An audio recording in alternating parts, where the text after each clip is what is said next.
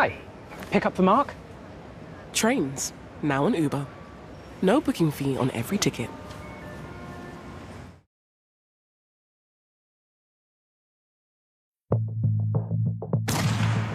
When a murder's committed, it's always a race against time, to find the truth, to separate fact from fiction, to catch the killer, and to make sure that justice is served.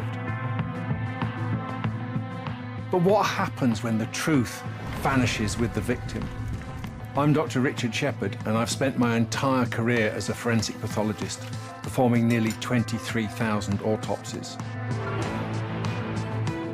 I've learned that the dead don't hide the truth, and they never lie.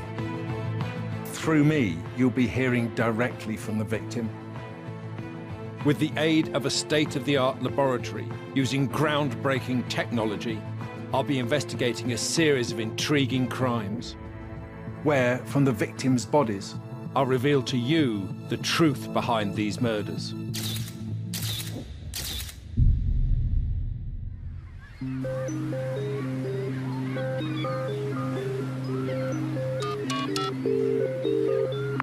Good morning, Dorset Police. On 17th of June 2013, Dorset Police pay a welfare visit to a flat in Bournemouth. It's the home of taxi driver William Spiller, who hasn't been seen for some time. And there they make a gruesome discovery.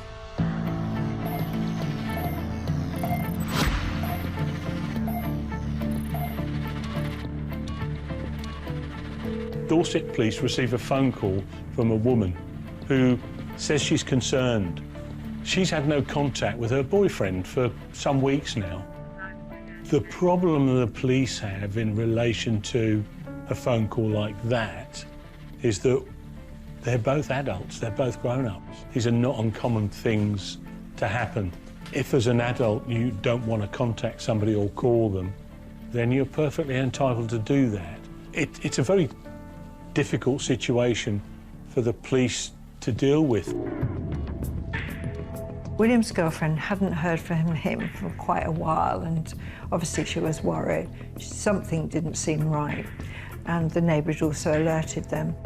They're reporting their flies, dead flies, flies everywhere, swarming, and a smell. The police or a social services type organisation must go and look, because, you know, there are welfare concerns. The woman had been receiving texts and messages via the phone, but had never actually spoken to the boyfriend. And that was unusual. And at that point, I think Dorset Police were quite right to decide that they would go and check on the person's welfare, which is basically to go and knock on the door and say, "Are you okay?" They enter the block of flats, and as they approach the front door, they're aware of an odour, a musty smell. They force entry into the flat. The smell was coming from the bedroom, and they discovered this absolutely horrific scene. Any experienced officer will tell you, once you've witnessed that odour of decomposition, you will never forget it. There's a TV in the bedroom, and the TV is on a makeshift table made of 4 plastic boxes. And it's obvious to them, because of the infestation and the smell, that they contained remains of some sort. When the police smelt this and saw all the flies around these plastic boxes, which are clear, so they would have seen these body parts. A further search is made of the flat, and in a filing cabinet they find a box. When they open up that box to see what the contents is, their worst fears are realised. They discover it's a human head. An absolutely horrific find for the officers that go there initially, to find human remains that have been dismembered. It must have been so traumatic for the police to deal with in that investigation. Imagine that the forensic scientists or the detectives that came on after would have been very surprised by the head in the filing cabinet. So this particularly grisly murder would have certainly affected, you know, some of the police in terms of trauma that they may have suffered afterwards from dealing with the case. At this point, the officers withdraw, the flat is cordoned off, and obviously Detective Branch is informed, and a homicide investigation is commenced.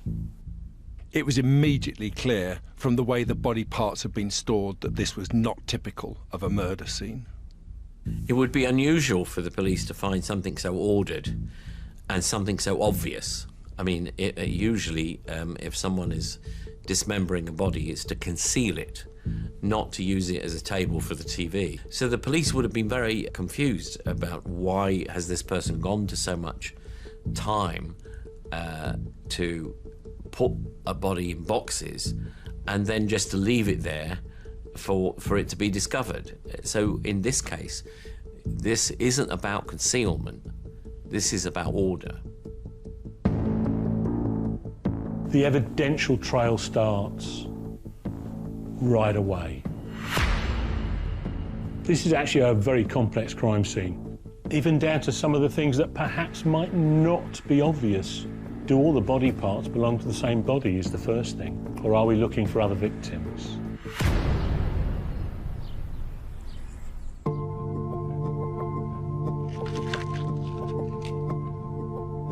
As a pathologist, when I'm faced with multiple body parts, the first thing I must do is make sure they all belong to the same person. We could possibly be dealing with a serial killer. But in this case, there was a torso, a head, arms and legs, all neatly severed through the joints and stacked in plastic boxes. They did all fit together. And DNA testing confirmed they all belonged to the same person. This was the body of a white man in his 40s who was large. He was around 20 plus stone. And the cuts through the bone were not those of an expert, which suggested he'd been dismembered using some kind of saw. Certainly the cuts weren't smooth or made with surgical tools. But who was it? One of the most important things in a situation like this, you have to identify the victim. That is of paramount importance. The dismembered body was in such a state of decay, there was very little left to identify the remains. But what we did have was his teeth. The inner soft tissue of the tooth is covered by a layer of enamel, which is a very, very hard substance capable of withstanding incredibly high temperatures and can sometimes last for hundreds of years after death. Comparing the teeth with dental records confirmed that this was 48-year-old taxi driver William Spiller. William was known locally as a gentle giant. He's a fun-loving, humorous man that was known to a lot of people. William was in a long-term relationship with a woman called Glynis. It was her that had called the police initially. William was a taxi driver. He seemed very popular where he lived down in Bournemouth. He was also a doorman at one time. He loved playing snooker. He did all the sort of usual things. He had a caravan at the beach and he'd go down there. And he was also a father. William had a 27-year-old son, Nathan Robinson, who spent his childhood growing up in the Midlands with his mother before moving to Bournemouth to be with his dad. Nathan studied at Aberystwyth University. He has a degree in mathematics, and at one point he was considering doing a master's degree. Nathan had just finished a degree, graduated from Aberystwyth. He'd gone and lived down in Bournemouth. He didn't actually have a job at that time, but the two were living together. It was fairly obvious when William was found that nobody had been in the flat for some time. However, Nathan had lived with William for some years. So where is Nathan now? Nathan falls into two camps. He's either in the suspect camp or the victims. It could be either at this point. If Nathan is a suspect or a victim, what's imperative, regardless of which camp he's in, we need to find him as a matter of urgency.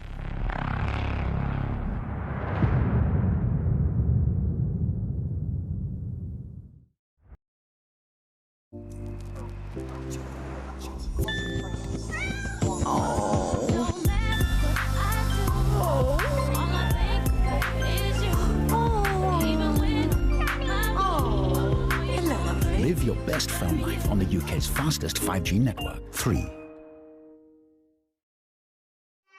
If your meal routine is tired, don't give up hope just yet. Make dishes more inspired with a little help from Fleurette. Pasta, make it a salad. Breaded fish, it's in the bag. Chicken and veg, you know it. Baked potato, that's more like it. Why settle for just edible when you deserve incredible? Unleash some leafy loveliness and make it unfleurettable. Peloton is more than a bike. It makes strength, boxing, or maybe yoga your new thing. It turns a run into a pretty epic workout. Just maybe not today. It's a calming word when you need it most. Begin to relax. And if you need a quick break, it's your perfect escape. It makes working out, watch this, workout for everyone. This is Peloton. At Funky Pigeon, choose a personalised birthday card from just £1.89. For every kind of birthday, it's got to be. funkypigeon.com. It's time to let your ears down and escape the everyday. See Cambridge from a new perspective. Travel through time as you take in the history of Norwich. Be swept off your feet by the Essex coast. Or take in the scenery of Constable Country near Manningtree. See for yourself what East Anglia has to offer from Liverpool Street Station. Buy online or on our app with no booking fees. Great value, Greater Anglia.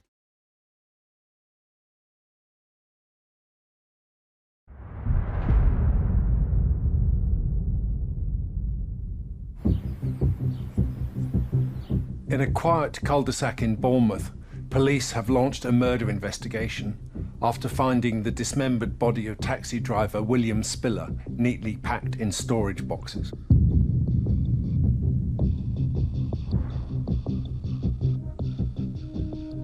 There was a torso, a head, arms and legs, all neatly severed through the joints and stacked in plastic boxes. The dismembered body was in such a state of decay, there was very little left to identify the remains. But dental records confirmed this was 48-year-old William Spiller. William shared his flat with his 26-year-old son, Nathan Robinson. Nathan's not there. From the investigative perspective, why is he not there? Nathan now has a foot in two potential boxes here. He's either a suspect, he could be a victim. We need to find out which one he's in. Police launched a countrywide search for William's son. William's body was dismembered and badly decomposed, but could it still tell us something about what had happened to him in those moments before he died? He was found to have a number of stab and slash wounds all over his body. If we look at the torso, we can see the spine and the ribs that protect the vital internal organs. But if we look at just the soft tissue of the torso, we can see that the wounds are superficial. They cut through the skin and the underlying muscle only. They go nowhere near penetrating through the ribs and into the vital organs. And that's really important because it tells us that the weapon that used to cause these injuries is very sharp, but also very shallow. During the search of the flat, police seize a Stanley knife, a box cutter, a saw, and a hacksaw. While the Stanley knife was the likely weapon used to inflict soft tissue wounds on William, these injuries alone weren't enough to have caused William's death. But there was something else his body told us about this brutal attack. Often at a post-mortem, it's not what you see, but what you don't see that can become important. As we look at William's arms, I can see there are no slash wounds to his lower arms. And wounds like that are caused when someone raises their hand to defend themselves. They're called defensive injuries. And the lack of those defensive injuries in this case suggests to me that this was a sudden attack and that William was taken by surprise.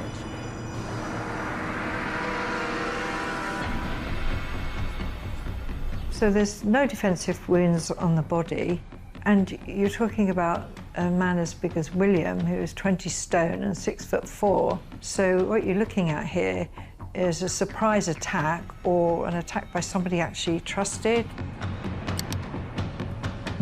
And there was no time, obviously, for William to defend himself. When the police attend any homicide in a domestic environment, one of their suspicions is an immediate family member, because unfortunately 40% of all homicides actually are domestic homicides in the home by relatives. It's actually more common than you think, and people are more at risk sometimes from people they know than strangers.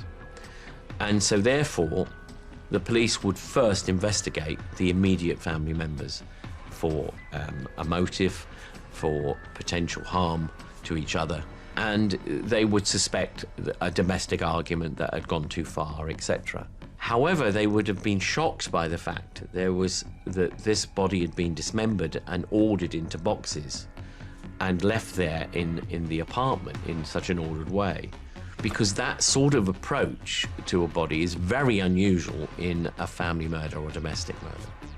The police investigation continued to focus on Nathan Robinson, and detectives began to build a picture of his relationship with his father. When the police were searching the flat looking for evidence, one of the things they found was an IOU note from Nathan to William for an absolutely staggering sum, £36,000. That is just unbelievable. Nathan doesn't have a job, and William is effectively funding Nathan's lifestyle. There seemed to be an issue of money between them. Nathan was certainly seeing in his father a cash cow. He owed his father a lot of money, and if he needed anything, he would go to his father. He didn't actually have a job, although he did have a good degree. He seemed to depend on his father for money, and the relationship seemed pretty heavily biased that way. There are obviously problems within the relationship, and a lot of this stems about money. William lent Nathan some money so that he could go on holiday to Thailand. The understanding was that that money would be paid back to William. Well, that never happened. And the problem arose because William now didn't have that money. He was unable to pay the insurance for his taxi. It's his livelihood. That's how he makes his living. Nathan wasn't in education, so the father's expectation would be that he should support himself through being employed. And of course, there would have been a disappointment for the father if that didn't happen. So that would have created conflict. Police inquiries with friends and family revealed that Nathan and his father repeatedly clashed over money. Do you expect me to subsidise you for the rest of your life? Was one of the remarks that was heard by a neighbour during one of their arguments. Money can be a source of conflict in a relationship within a family. It certainly can be. There was a conflict between them about money, and that seemed to escalate over time. As work continued on tracking Nathan down, detectives needed to establish a timeline of events around William's death. The time when that person might have died is paramount, because it will direct your investigation. It will also give you a window of when that person died. You get that, you know where to start your inquiries.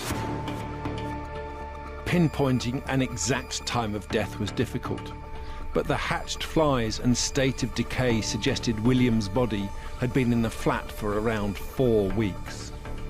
There was confirmation from Glynis about contact she had and contact she then didn't have with the victim, and that period of time is narrowed down as to when it's highly likely, most likely, that William was killed. A phone call from a neighbour corroborated this time frame. Good morning, Dorset Police. The neighbour went on to say he'd heard a commotion and William calling out to phone for an ambulance on the night of the 16th of May.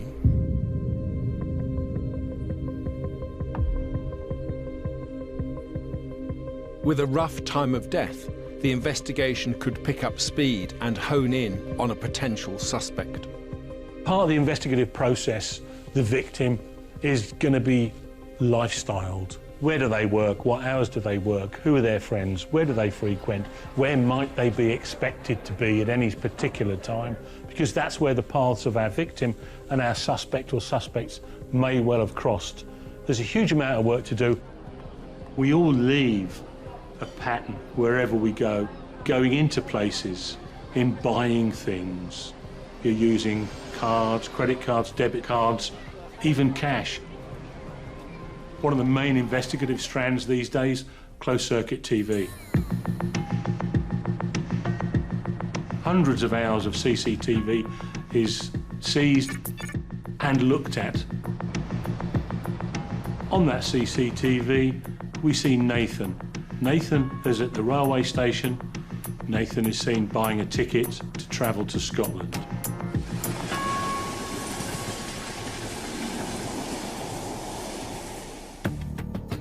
This trip to Glasgow in Scotland happened on the 17th of May, the day after a neighbour reported a commotion at William's flat. It made Nathan the prime suspect. But with no criminal record, lots of friends and no concrete evidence, he seemed an unlikely murderer. Police continued to investigate. Now that we know where Nathan has gone, crucial evidence is being gathered in Scotland. We need to know his movements, where he's been, who he's seen, and what he's actually doing in Scotland. His friends said that he was being extravagant, he was buying them meals, he was staying in expensive hotels. He treats his friends, he's buying drinks, he's buying food. You see this largesse, you see he's trying to impress his friends. He has a definite sense of, in my opinion, a definite sense of entitlement about him. He feels this is his right. He's there showing off. Question is, where does this money come from? But we know that he doesn't have any money. He doesn't have a job, and his father didn't want to give him any more money. You can only assume that he's taken his father's money.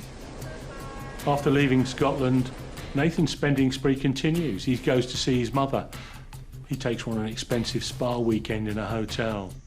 When he goes down to Birmingham, when he takes his mother out, again, look at me, I'm the business. He is the centre of his world, totally egocentric, but he wants admiration, which you always see in narcissists. In the 4 weeks since leaving Bournemouth, Nathan had spent over £8,000. So did Nathan murder his father for money?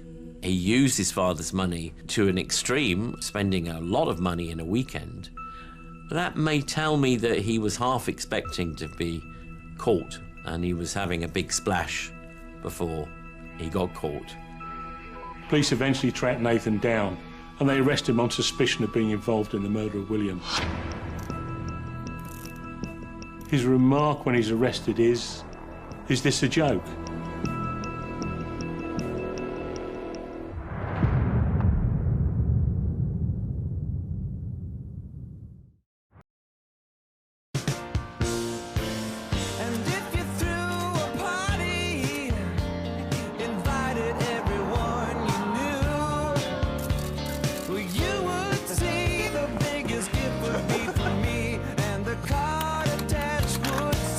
Thank you for being a friend.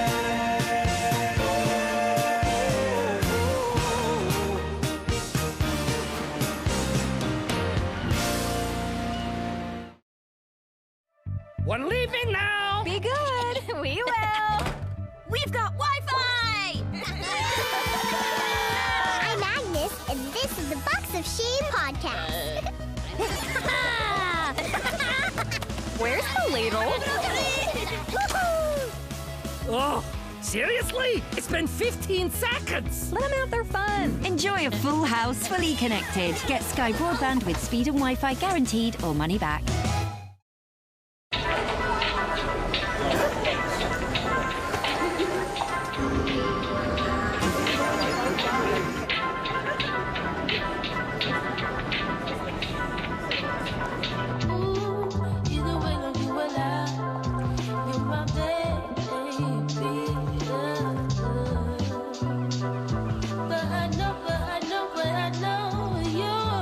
BookingTheHotels.com app to find your perfect somewhere. Great outdoor living now available in the UK. Tyne Maximal introduces high-quality verandas starting from £987. Discover your ideal outdoor room and take a tour in our virtual showroom. Any questions? You can contact us 365 days a year. Visit tynemaximal.co.uk. No sign of him yet, Money Super 7? Had such high hopes for you tonight. High hopes. That's him. Go, go, go. Let's give him what he deserves. Your rewards from Money Supermarket. You're gonna love them. Welcome to the Super Save Club. She's your next. Break a leg. The Super Save Club from Money Supermarket. It's seriously rewarding. Join me, Clara Amfo, for ITV Studio Sessions, a new series showcasing music's brightest talents. Here at the O2, they'll perform their greatest hits, new songs and a favourite cover, and chat to me about their inspirations and life in the spotlight. ITV Studio Sessions, available now on ITVX.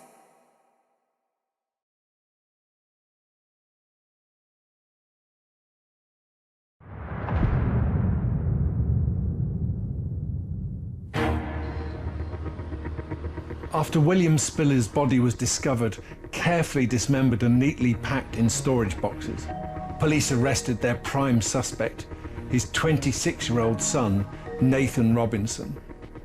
William's body had been slashed with a knife, but there were no defensive wounds, suggesting a surprise attack by someone in the home. Shortly after the murder, Nathan had gone on a spending spree in Scotland and Birmingham with his father's money.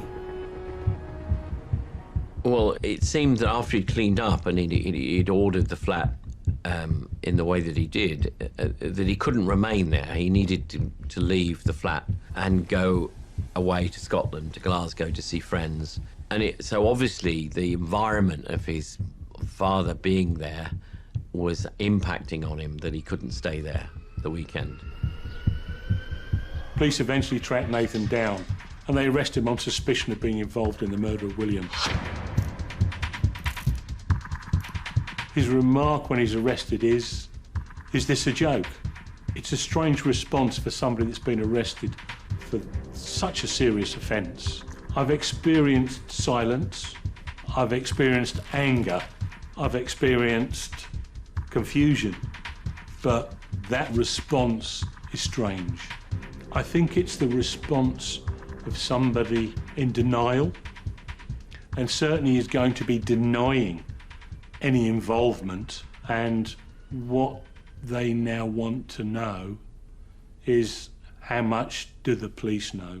In other words, how much evidence have you got that I'm involved in this? This is classical of narcissism. They don't expect to get caught, they're very arrogant. No way is this anything to do with me. It's very casual denial. He wants to elicit a response from the arresting officers. He wants them to carry on talking. He wants them to say something back, even if it's just, no, it's not a joke, mate. He's now entered a conversation that he has started. That's the start of him trying to control. Nathan claimed he was innocent of his father's murder, but William's body would reveal more answers about what happened the night he was killed. It's the job of the forensic pathologist to determine what was the fatal injury. There were knife wounds all over William's body, but critically there were also injuries to his neck. The neck is where there are some major blood vessels, and you can see them here. In red is the carotid artery, which carries blood from the heart up to the brain, and the jugular veins, which carry blood back to the heart. Some of these blood vessels are protected beneath this big muscle of the neck, the sternomastoid muscle. But there's one blood vessel here, one branch of the jugular vein that sits on top of this muscle. And if it's cut, it's going to bleed torrentially and is likely to cause death very quickly without immediate medical assistance. William Spiller's neck was severed in this place, an injury that would have produced a considerable amount of blood. Cutting up the body would create even more blood, but when police first discovered William, the flat didn't look like a crime scene. One of the things that was noticed was that the flat was very clean. In other words, if somebody is dismembered at that flat, you would expect there to be blood staining, blood spattering, a whole array of things. If you dismember somebody, it's very difficult to clean up afterwards. It takes quite a considerable amount of effort. One of the things that the police discovered afterwards was that the neighbour had complained to Nathan that he had a pink liquid coming down the wall in his bathroom. The neighbour came upstairs to inquire what that was, to report it to him, and he immediately covered for that. The neighbour says very cool, calm and collected. Nathan claimed he had spilled red wine. Nathan didn't bat an eyelid and was absolutely normal in explaining why that was happening to the neighbour. The pink fluid was probably a mixture of bleach and blood.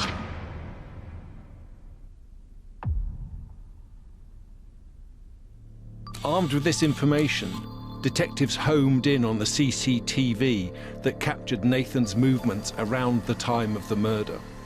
He goes out and he buys steam cleaning equipment. He actually buys 2 steam cleaners. There's a lot of evidence to indicate that Nathan is in fact the killer of his father. And a forensic sweep of the flat revealed critical evidence that the killer hoped to have washed away. Just because you clean up blood doesn't mean to say it's not still there. So it might look clean, but it's not. From the investigative process of using a liquid, be it bleach, be it soapy water, to try and get rid of bloodstains, what you're actually doing is spreading it.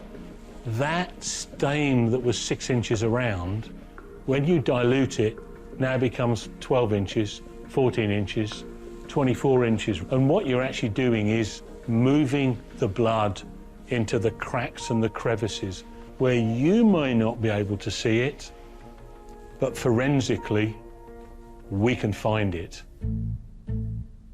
Cutting up a body, especially in a domestic environment, rather than a clinical environment, will make a lot of mess.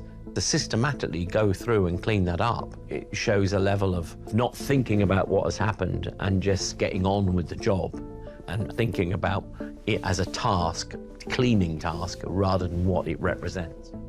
This was just something that had to be cleaned up and ordered, which he did meticulously and very carefully. So obviously, this to him was just a task that needed to be done. So he was completely in control of what he was doing, you know. There was no sort of lost touch with reality. He knew what he'd done, knew what he was going to do. He was going to try and cover for himself to get away with this murder. Nathan also spun a web of lies to make it look as if his father was still alive. After William's death, Nathan goes to a huge amount of effort to cover up the fact that he's dead. So he didn't want that murder discovered. He had the foresight to make sure that nobody would be calling round for a while.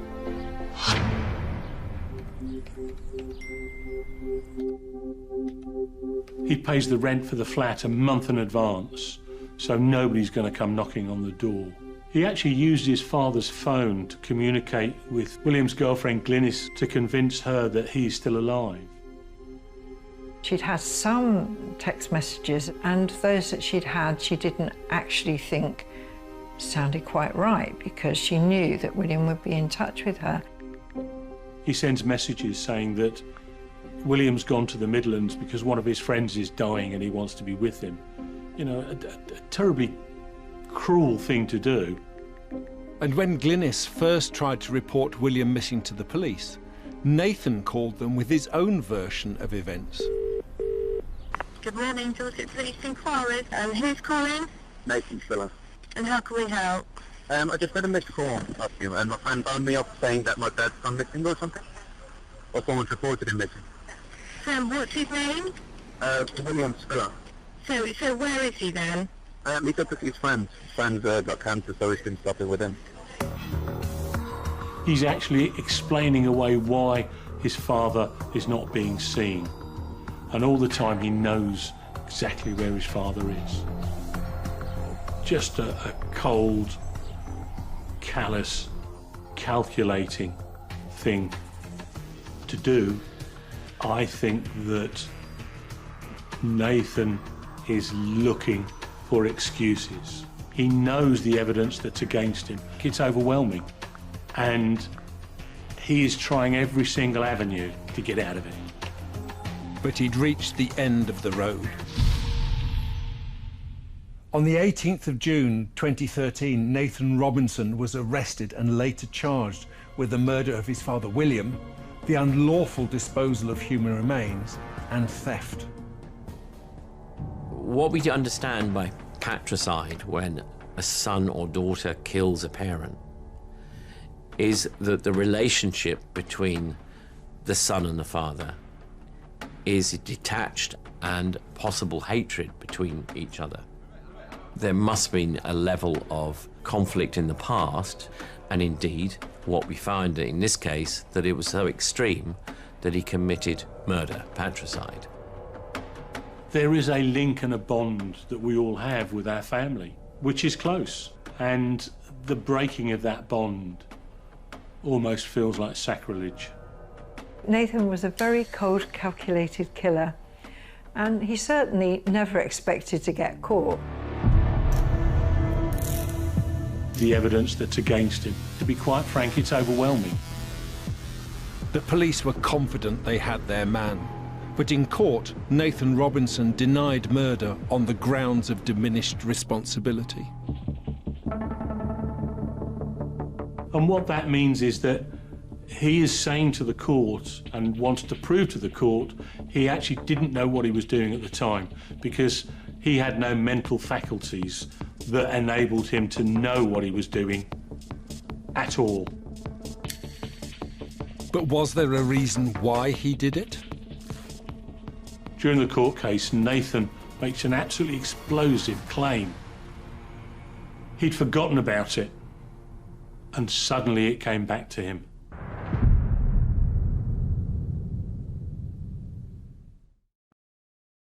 Hi, can I help you? Maybe. I'd like to look at Dolce & Gabbana, Versace, Burberry, Ray-Ban, Purcell, Oakley, Costa, Michael Kors, and Ralph Lauren. What colors? Sunglass Hut. Find every shade of you.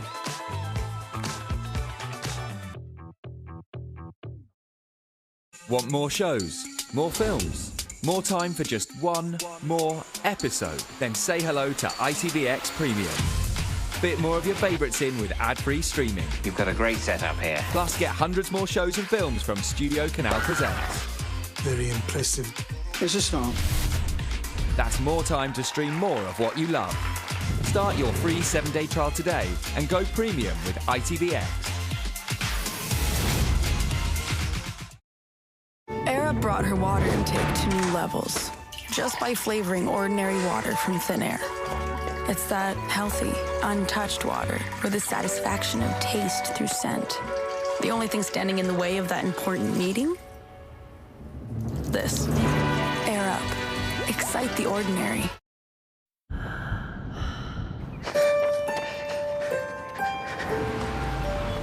Sweat and tears. vital parts of life. Sweat cools us down when things get heated. And tears free our feelings into the world. So for the twists and turns of life, don't just hydrate your body. Hydrate your mind. Follicular collusion tomography. Orbital cosmic tomcattery. It's in my head, but it doesn't... Molecular coherent tomography. No.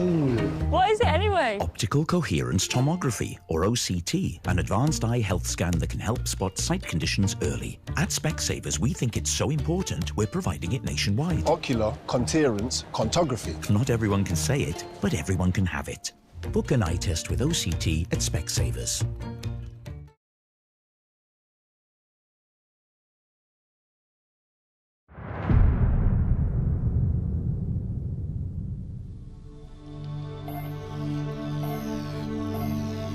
When police officers carried out a welfare check on a Bournemouth flat, they discovered the dismembered body of taxi driver William Spiller, stored in plastic containers. The post-mortem showed that wounds across William's body were inflicted by a Stanley knife, also found at the flat. William's son Nathan was the only other person living at the flat. Around the time of the murder, neighbours had reported a commotion. Nathan was spotted on CCTV buying cleaning products and then went on a spending spree with his father's money. After a nationwide search, police arrested William's son, Nathan, and charged him with murder.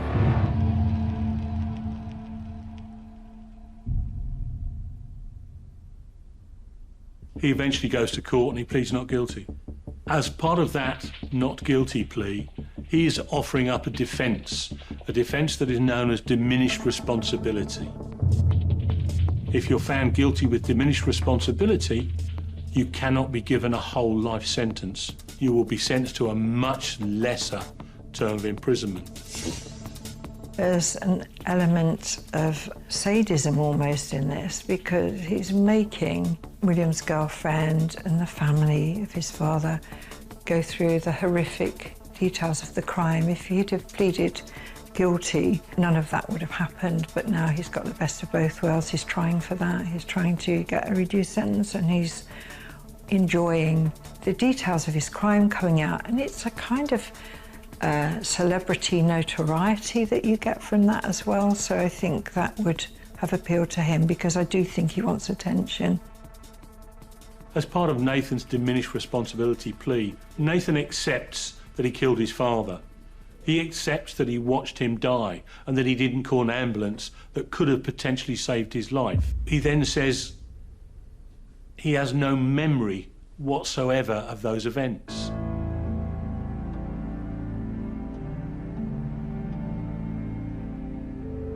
Nathan then says the next thing he remembers is he's in the shower washing off the blood from his father. Now, I would suggest that the cognitive thought process of realising that you have to wash the blood off to get rid of evidence means that there is a thought process that has been followed from the actual event of killing his father, which he has accepted.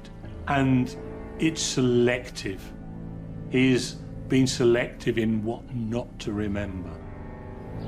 The prosecution argued against the plea of diminished responsibility, claiming Nathan had a clear financial motive for murdering William. Father of 48 supporting a son of 26 is nothing unusual as long as that son is in higher education and he's seen to be achieving. The arguments come when he's dropped out.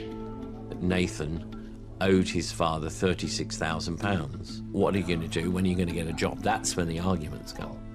And of course, there would have been a disappointment for the father if that didn't happen. In my opinion, he had a sense of entitlement. He wanted the money. His father was fed up with giving him money. He clearly had a grudge against his father. And of course, the most telling thing is the fact that the way Nathan wanted to spend his time after he'd murdered his father was to support his mother, show her a good time, go out and spend money with his mother. And he obviously had an emotional attachment to his mother that was absent for his father because he took his mother's surname, not his father's surname. The Oedipus complex was first talked about by Sigmund Freud, and he suggested that sometimes a son competes with the father for the attention and love of the mother, and so that the son and father are in conflict, and in some cases this can be so extreme as to lead to violence between the father and son, and even death and homicide. After the prosecution rested their case, it was the turn of Nathan's defence team. Nathan's barrister suggested during the case that this was an unusual crime, that it was a result of a sudden snapping that caused the killing, and that the crime had no motive. But did William's body support this claim?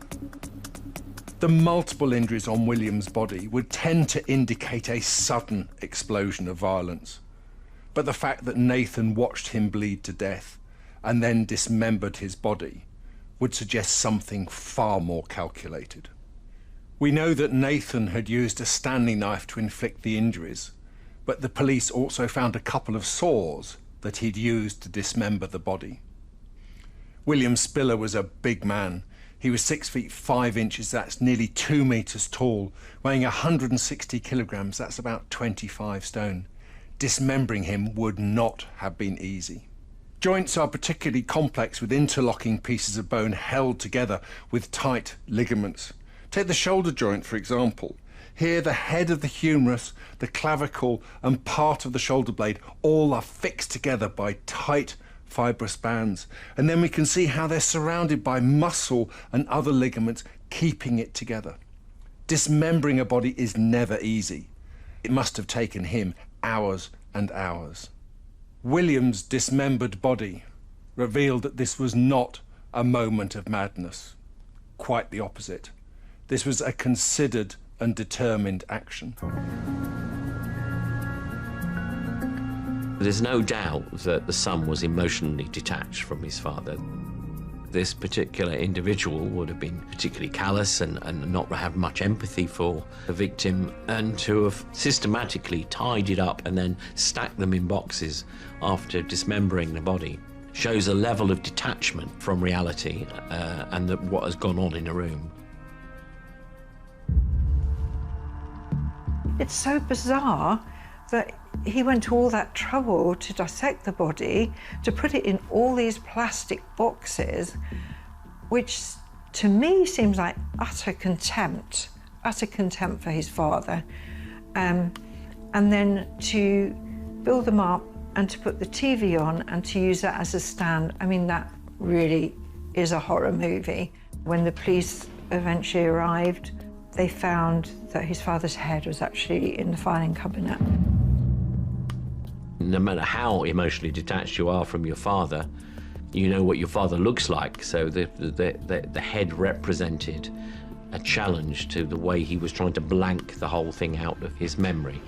And so it had to be hidden away so the son could forget what had happened in that room. But was his motive really just purely financial? So from the ferocity of the attack, from slitting his throat with a Stanley knife, and then when his father was laying on the floor pleading for an ambulance and bleeding out, to continually stab him means there was real hatred in the act, which suggests that it wasn't just an argument about financial concerns and about the amount of money that his dad as a taxi driver was paying for his son to sit at home. This was something else. During the court case, Nathan makes an absolutely explosive claim. He says that when he was 13, he was sexually abused by his father. He'd forgotten about it, and suddenly it came back to him. Nathan tried to claim that he'd suffered from PTSD, that he'd been abused by his father, and that he'd had a really bad childhood. If somebody has post-traumatic stress disorder from a long period of abuse, if that had happened in childhood, then yes, I could see how a person could snap, or a child might want to get out of that situation. It seemed to kind of come out of the blue, his defence of abuse. He knows it can't be proved, but also it can't be disproved as well.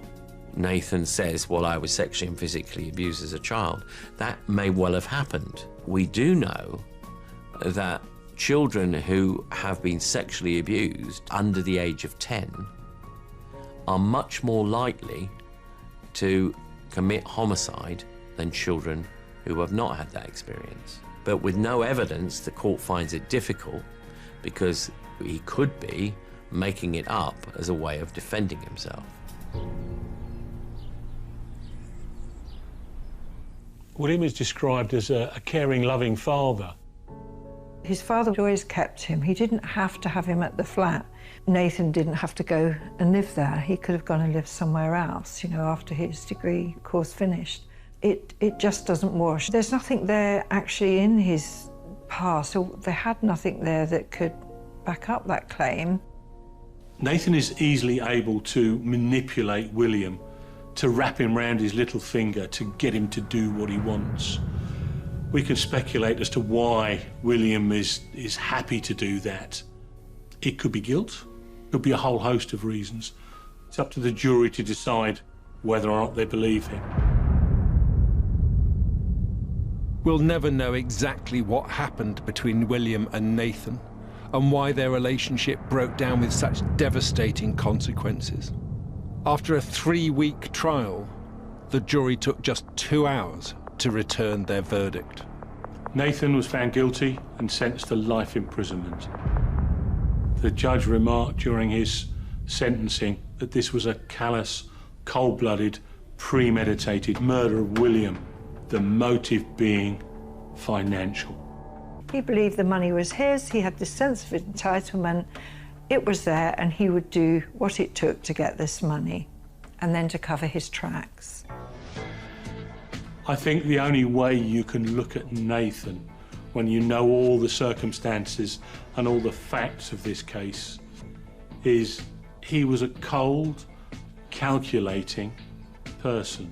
He was driven by money. People say that money is the root of all evil, and that's actually not correct. What is correct is the love of money is the root of all evil. Nathan is just pure evil. It was a fatal wound to the neck that killed William Spiller, but the lack of defence wounds proved he didn't expect to be attacked by his own son and left to bleed to death.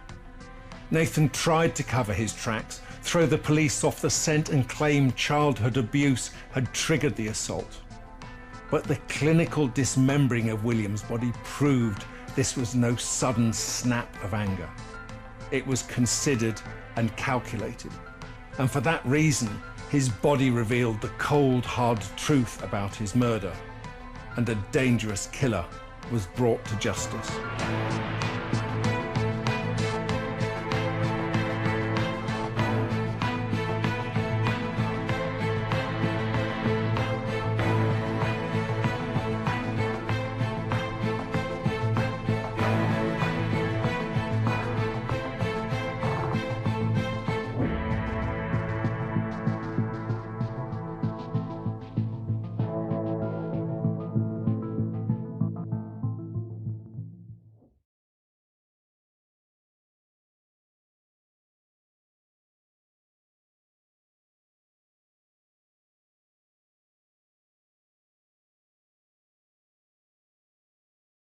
At Marks Electrical, we'll not only deliver our domestic appliances next day for free, we'll install them for you too.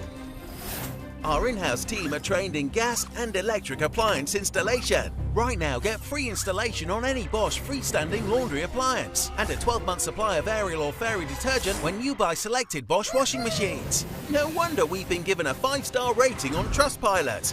Shop now at Marks Electrical. Why wouldn't you?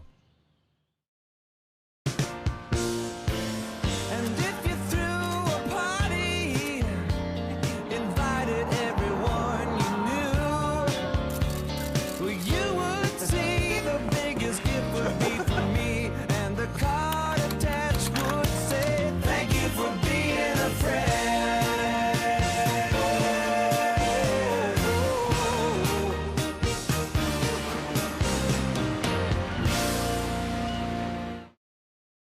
Something bothering you? Can't lie. It's this new job. What if I'm not good enough? Cup of PG? Yeah, go on. Doubt is a mile wide, but only an inch deep. You can do this in your sleep. You think? I don't think. I know. You're as solid as a rock. I am as solid as a rock. Come on. Hey, you. It's a beautiful day. Tea break's over. PG Tips. It's not just tea, it's progress. There's over a century of Chinese wisdom in every pot of Tiger Balm. Its unique blend of active herbal ingredients is used across the world to provide effective relief from pain